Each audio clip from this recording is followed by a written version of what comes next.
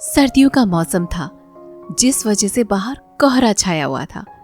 कोहरे की वजह से सड़कें भी सूनी थी। खिड़की पर हाथ फेरकर उस पर जमी हुई नमी को साफ करते हुए उस लड़की ने एक नजर बाहर की तरफ दौड़ाई। कमरे के अंदर आकर उसने एक लॉन्ग कोट पहना और मफलर गले में डालकर वहां से निकल गई। सर्दी के मौसम में कोई तो खास बात है, इसमें अंधेरा जल्दी होने लगता है।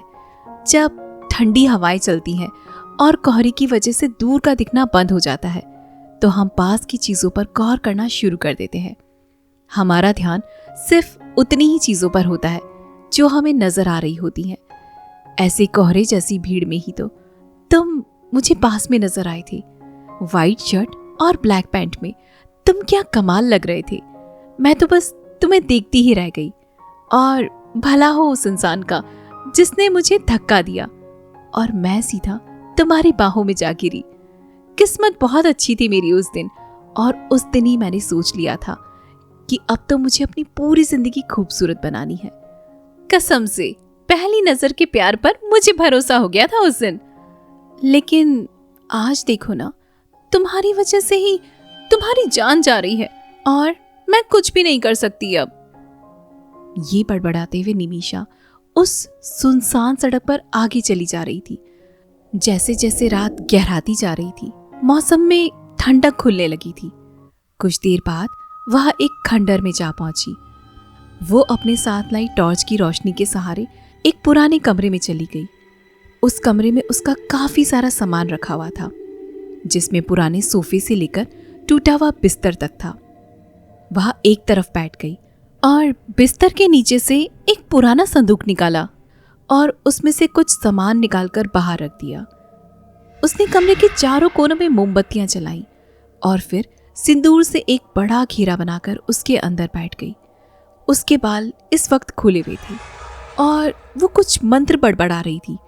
कुछ ही देर में उसकी आंखें पूरी तरह सफेद हो गई और अब वो मुस्कुरा रही थी। जैसे जैसे उसकी मुस्कुराहट चेहरे पर फैलती जा रही थी, वैसे वैसे ही कमरे में अंधेरा होता चला गया और मोमबत्तियां बुझती चली गई। अरे यार, ये लाइट को भी अभी ही जाना था क्या? नितिन ने अपनी किताब को बंद किया और बगल में आराम से सोई हुई अपनी पत्नी की तरफ देखा। उसकी पत्नी अपने 8वें महीने में थी। घर में जल्दी ही नया मेहमान आने वाला था। ऐसा सोचकर उसने उसके माथे पर हाथ फेरा और खुद बालकनी में आकर खड़ा हो गया। सिगरेट पीते हुए वो बाहर की तरफ देख रहा था कि तभी उसकी पत्नी ने आकर उससे सिगरेट छीन ली और खुद धुआं उड़ाने लगी। नितिन ये देखकर अचंभित था, क्योंकि उसकी पत्नी को सिगरेट तो क्या, उसकी स्मेल तक पसंद नहीं थी। उसने सिगरेट वापस ली और बुझा दी। उसकी पत्नी मुस्कुराते हुए अंदर चली गई। अब तक लाइट आ चुकी थी। नितिन कमरे में आया तो उसने देखा कि वह आईने के सामने बैठी है और मुस्कुरा रही है। क्या हुआ? नितिन ने पूछा। उसने ना में सिर हिलाया और नितिन के गले से जा लगी। नितिन को उसकी हरकतें कुछ तो अलग सी लग रही थी। जब तक कि वो समझ पाता, नितिन की पत्नी तेजी से चीखने लगी और देखते ही देखते उसके शरीर पर घाव होने लगे। कमरे में खून गिरने लगा और वो जमीन पर तड़पने लगी। नितिन ने उसे उठाया और भागते हुए उसे कार में बिठाया और हॉस्पिटल जाने लगा। लेकिन उसके पत्नी के शरीर पर घाव आना बंद नहीं हुए और कार में ही उसने तड़पते हुए दम तोड़ दिया। नितिन कार लेकर बीच हाईवे पर खड़ा था। उसे समझ नहीं आ रहा था कि अब वो क्या करे, कहाँ जाए। इस घटना को कुछ दिन बीत गए। नितिन अपनी जिंदगी की नई शुरुआत कर रहा था। वह ज्यादातर सिर्फ ऑफिस में और घर के बाहर ही रहने की कोशिश करता था, ताकि घर जाकर वह बीते कल की यादों में खो न जाए। उसके रिश्तेदारों ने उससे कई बार कहा कि जो उसकी पत्नी के साथ हुआ वह काले जादू का लक्षण लगता है, लेकिन नितिन इस बात से साफ इनकार कर देता था कि ऐसा कुछ नहीं होता। आज उसके दोस्त का जन्मदिन था, जिसके लिए वह दुकान से गिफ्ट लेकर उसके घर पहुंचा। निमिषा ने नितिन के आते ही उसे गले से लगाया और उसकी पत्नी के लिए दुख जताया। सभी दोस्त जा चुके थे। नितिन और निमिषा आपस में बातें कर रहे थे।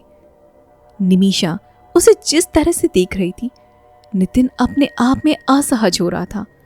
उसने खड़े होते हुए कहा कि अब उसे चलना चाहिए।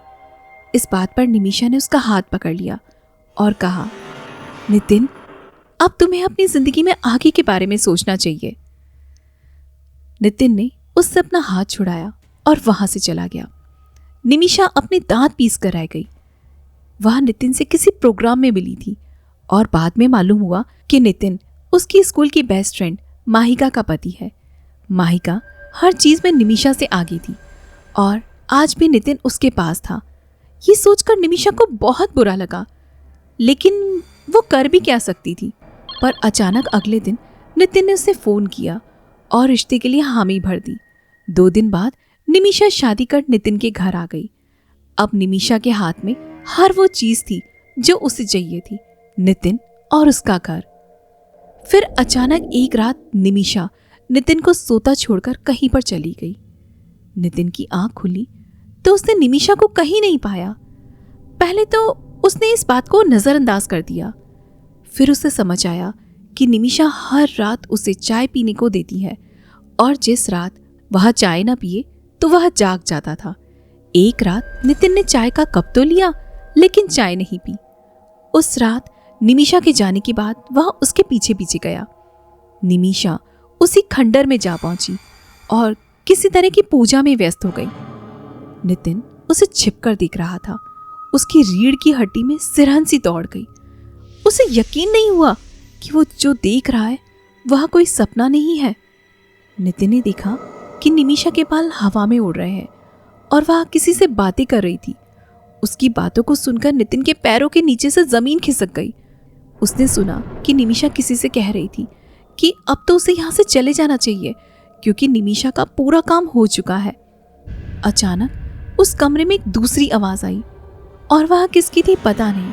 उस आवाज ने कहा, नहीं, मैं नहीं जाऊंगा। अब मैंने तुम्हारा काम किया है, अब मुझे बलि चाहिए। अगर तुमने मुझे नहीं दी तो मैं तुम्हें खत्म कर दूंगा।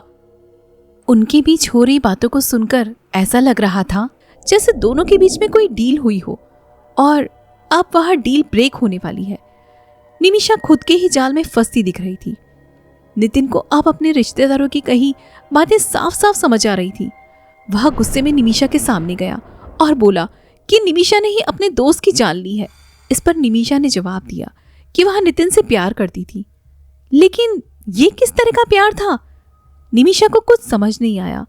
उसने उस अदृश्य शक्ति को आदेश दिया कि वह अपनी बलि ले ले। उसके इतना कहते ही नितिन के शरीर में एक भयानक दर्द हुआ और वह खून की उल्टियां करता हुआ जमीन पर तड़पने लगा और थोड़ी देर में नितिन की मौत हो गई। और अगले दिन तक जब कोई वहां पहुंचा तब तक नितिन भी इस दुनिया से जा चुका था।